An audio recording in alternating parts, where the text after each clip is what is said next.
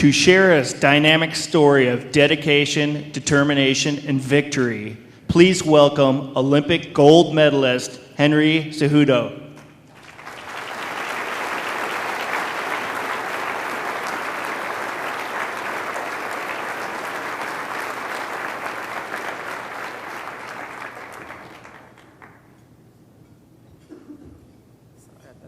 Video. Good morning. How's everybody doing today?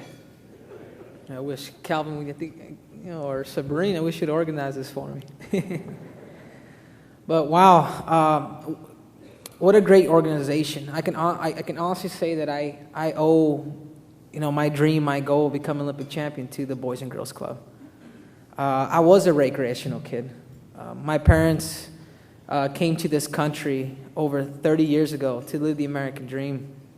I am a son of immigrants. I'm a son of a lady who was courageous, who was heroic, who was, I guess you could say, who was man enough to raise 7 kids on her own. I am a son of a father who was an alcoholic, who was abusive, who was in and out of jail. But that never stopped me from becoming the best. And it's organizations like the Boys and Girls Club that given me hope. I mean, it's truly amazing.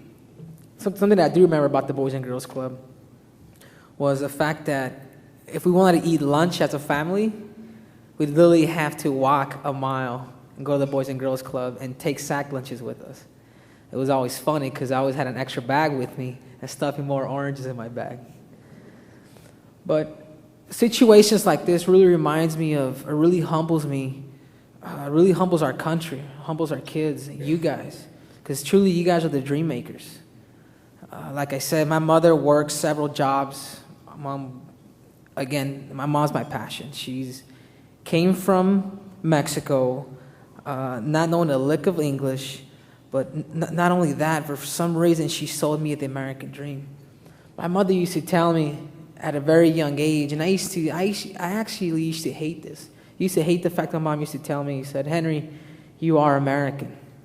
To me, as a kid who used to see his uncle get chased by immigration, as a kid who lived in poverty, who lived in trailers, who lived in rundown apartments, who lived to the extreme, really didn't get it.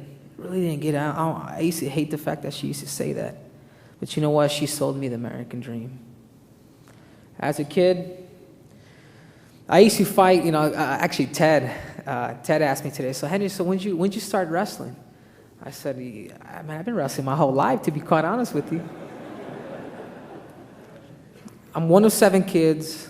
I'm number 6 on the ladder. I was beat up my whole life. I really was. I really was.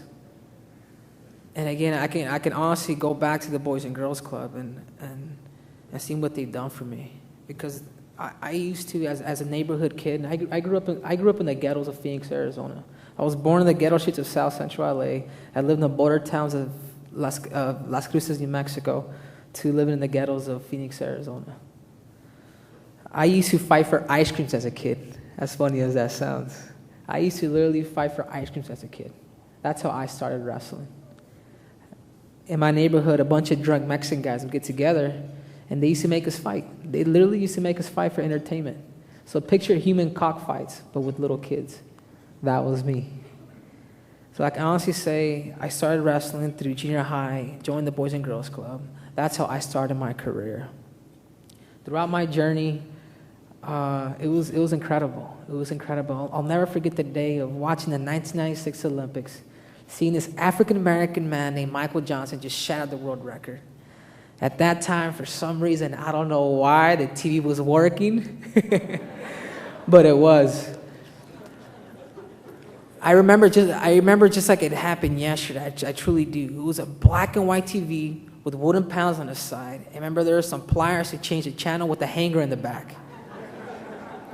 We tuned in to NBC, black and white TV, wooden panels. We had no furniture. I was living in a trailer inside of a junkyard, but my life changed that day. I remember sitting in the milk crate, and I just saw Michael Johnson just shatter the world record with his infamous gold shoes, the way he carried that American flag. seeing him on the national podium, hearing the national anthem, seeing the American flag quiver up, gave me chills. Oh my God. I dedicated myself that day that I'm going to become Olympic champion. That day I proclaimed, I said, you know what? Somehow, some way, Henry Cejudo is going to become Olympic champion. I don't know how, somehow, some way, I am. And it's through leaders like you guys. It's through leaders like the counselors of the Boys and Girls Club. It's leaders like my mother. Yes, I never had much. Yes, Christmas came around. I didn't have that Xbox 360. I got a handshake.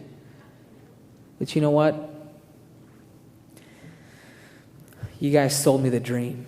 You guys sold me the dream. On August 19th of 2004, I was asked to move to the Olympic Training Center as an experiment. They saw my situation. I was the best in the country in high school. They saw my situation, and they said, you know what, Henry, why don't you come out to the Olympic Training Center and, hopefully you can make the 2012 Olympic team. But you know what? I had otherwise. I was ridiculed. I was told just about every harsh word you can think of. But just like you sold me the dream, just like my mother sold me the dream, just like Barack Obama had a dream, just like Martin Luther King had a dream, I had a dream too. So on August 19th of 2004, I left home. I literally had $2 in my pocket. I was dropped off with a duffel bag. And on August 19th of 2008, that kid with that dream became the youngest Olympic champion in the history of the United States of America.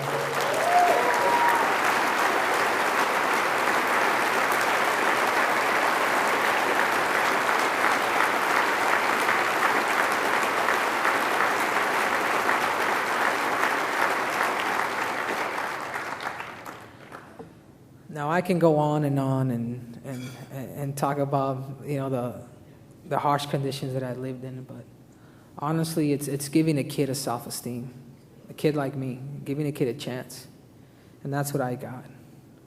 I tell these kids, I said, be humble, be grateful, because you know what? Out in Mexico, Guatemala, it's not like that. I want to share a quick story with you guys. It's something that touched me very deeply. When I was a kid, I was 5 years old, and I remember, we're living in South Central LA at that time, and I remember my dad actually coming in. It was right around Christmas time. We had Christmas presents right next to somewhat of a Christmas tree. If it even was, it was a burning bush. But we had Christmas presents right under somewhat of that Christmas tree. And I remember our dad breaking into our house and actually taking our Christmas presents. So we're over here thinking it's Santa Claus. This man who's drunk came in and actually broke in and took them. So you know what they do. They got the presents, probably sold them for what he needed. And again, I never really understood what it was to receive a present. It's not to the age of 21, right after the Olympics, I had a chance to go to Mexico City and actually witness Christmas for the first time. I was in Mexico City. I had just won gold. And again, right now, picture the Slumdog Millionaire right now in your mind. Just picture that for a second. That's where my mother's from. But I remember going out there, and people had found out, Henry, he's, the Olympic champion's coming in. And for some reason, the word got out. So I couldn't work out outside because they were afraid I was going to get kidnapped. But I remember I looked at my uncle, and I was like, hey, I said, tío, I said, uncle, ¿tienes una cuerda para que brinque?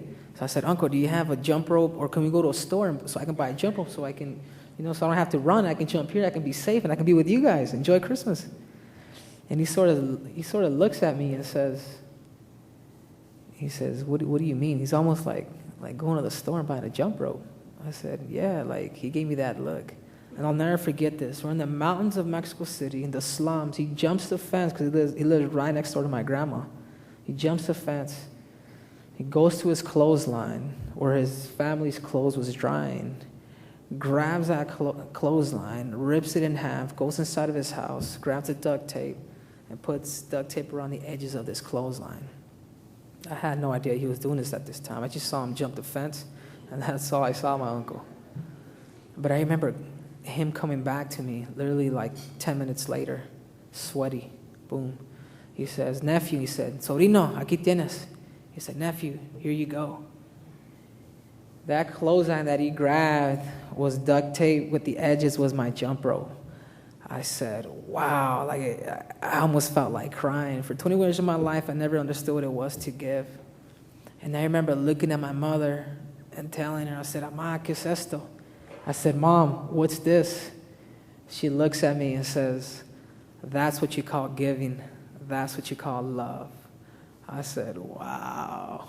You're talking about somebody that was completely humbled. This is a kid who grew up in poverty. But you know what? I truly understand what it is to give your time, to give your money, to help a kid out. This is a kid who grew up without any wrestling shoes, to having his own signature line of wrestling shoes with Adidas, which is the #1 seller here in America. This is a kid who grew up watching the Olympics on a milk crate, to sitting next to the President of the United States drinking tea. This is a kid who grew up having to burn books at night to stay warm, to write his own autobiography titled American Victory. The impossible is nothing. The impossible is nothing. And I want to thank you guys for what you do, because I truly am a Boys and Girls Club product. And again, I want to thank you with all my heart. And you know what? I've matured a lot as a kid, as an adult now. I'm 25 years old, and this is my passion. This is what I love to do. So it's having my passion, which is giving back, but with a greater purpose. So it's passion with a greater purpose. You guys are passionate, right, about what you do? Well, now let's have a greater purpose. Let's inspire the minds of tomorrow. Thank you.